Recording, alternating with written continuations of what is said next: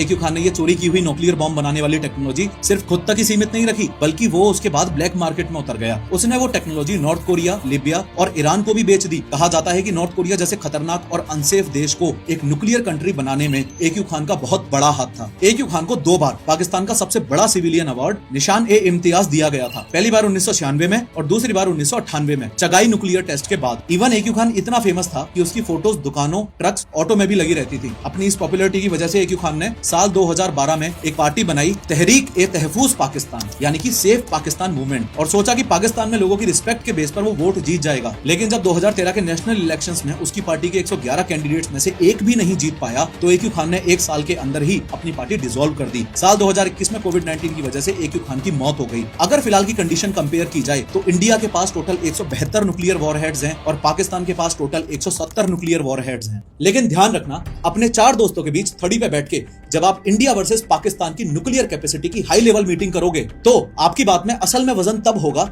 जब आप ऐसे जनरलाइज्ड तरीके से न्यूक्लियर बॉम्ब ना बोल के atom bomb versus hydrogen bomb के बारे में बहुत स्पेसिफिकली बात करोगे। क्योंकि ये तो मैंने आपको बता ही दिया है ना कि हाइड्रोजन बॉम्ब एटम बॉम्ब से 100 गुना ज्यादा पावरफुल होता है। तो सुनो, पाकिस्तान के पास जितने भी न्यूक्लियर बॉम्ब्स हैं वो सारे के सारे ही एटम बॉम्ब हैं। उनके पास एक भी हाइड्रोजन बॉम्ब नहीं है। पाकिस्तान ने कभी भी हाइड्रोजन बॉम्ब का क्लेम किया ही नहीं, ना टेस्ट ना ही अनाउंसमेंट। लेकिन इंडिया ने 1998 के पोखरण 2 टेस्ट में 5 न्यूक्लियर डिवाइसेस टेस्ट किए थे। उनमें से एक डिवाइस को थर्मोन्यूक्लियर बॉम्ब यानी कि हाइड्रोजन बॉम्ब बोला गया था। डीआरडीओ साइंटिस्ट जैसे डॉक्टर एपीजे अब्दुल कलाम और अनिल कोकड़कर ने क्लेम किया था कि हाइड्रोजन बॉम्ब का टेस्ट सक्सेसफुल था। लेकिन कुछ इंडिपेंडेंट साइंटिस्ट जैसे डॉक्टर संतनाम ने बोला था कि हाइड्रोजन बॉम्ब पूरी तरह नहीं फटा, यील्ड एक्सपेक्टेड से कम था। फिर भी इंडिया के पास डिजाइन और टेक दोनों है, सो कैपेबिलिटी तो डेफिनेटली है, लेकिन फुल सक्सेस और रिलायबिलिटी पर थोड़ा सा डाउट है। इसका मतलब हो सकता है कि दोनों देशों के न्यूक्लियर वॉरहेड्स के नंबर आपको बराबर दिख रहे हो, पर इंडिया थर्मोन्यूक्लियर कैपेबिलिटी में पाकिस्तान से काफी आगे है। पूरी दुनिया की अगर बात की जाए तो फिलहाल टोटल 12,400 न्यूक्लियर वॉरहेड्स हैं सारे देशों को मिला के, जिसमें से 90% वॉरहेड्स तो रशिया और अमेरिका के पास ही हैं। सबसे ज्यादा रशिया के पास हैं 5,580, उसके बाद अमेरिका के पास 5,225, उसके बाद चाइना के पास 600, फिर फ्रांस के पास 290, फिर यूनाइटेड किंगडम के पास 225, फिर इंडिया के पास 172, फिर पाकिस्तान के पास 170, फिर इजराइल के पास 90 और फिर नॉर्थ कोरिया के पास 50। एक बार फिर से याद दिला दूं कि स्केलर का लिंक नीचे मैंने डिस्क्रिप्शन में डाल रखा है, उस पर क्लिक करके आप स्केलर की free live master class attend कर सकते हो। कितनी विचित्र बात है ना कि सबसे कम न्यूक्लियर वॉरहेड्स नॉर्थ कोरिया के पास ही हैं,